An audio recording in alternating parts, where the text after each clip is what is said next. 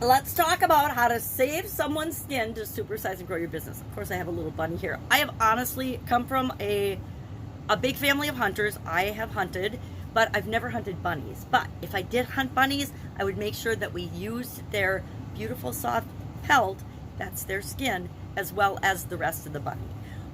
Mostly waterfowl and deer, and my daughter actually used pheasant feathers in her wedding decorations, in her centerpieces, and in her wedding bouquet and things, because she was a bird and pheasant hunter, and she wanted to incorporate some of the things she loves to do into her ceremony and into her wedding. So save someone's skin. This is one of those idioms or expressions that's been around since the 1500s. It can be to save someone's skin. It's related to the idiom and the expression, which we already talked about, save someone's bacon. And it can also refer to save someone's neck, save someone's hide. Basically, it's helping somebody out of a difficult, dangerous, or bad situation in some way, shape, or form. So how can we use our businesses, and does our business, ask ourselves today, what problem does our business solve for people? The bigger the problem we solve for people, the more people that will come to our business for solutions, provided they get a great customer experience with us. And the more we can charge for our products and services, because it relates to a bigger problem. The bigger the problem you solve, the more people will pay you, the more value it is to them to have that challenge, that problem, that situation taken care of for and with them. I think back to different industries I've been involved in different industries, different businesses, you can make different amounts of money in because of the size of the problem or challenge that you solve for people, or the benefits that you provide for them. Think of, I was in the Italian food manufacturing business for a long time. We made handmade Italian food for like 35 years.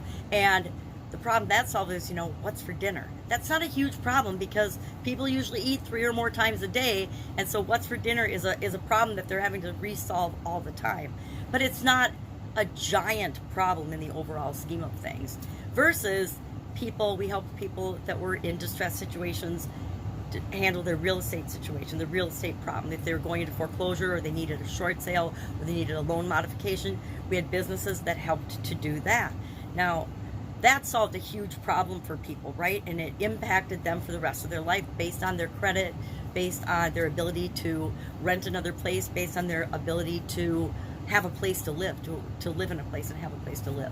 So that was a big problem that we didn't actually charge people to solve that problem, but on the investment end, we did charge people because they could get a good investment, they could turn around and sell it, make a big profit margin, and that was helping people make a living, or helping people out of a really big problem is a much more lucrative business. And they were both really lucrative, but it's just an example of the size of the problem will determine how much you can charge for that. We were paid a lot more for real estate deals and real estate investing and real estate advice than we were for a package of ravioli, a package of handmade ravioli.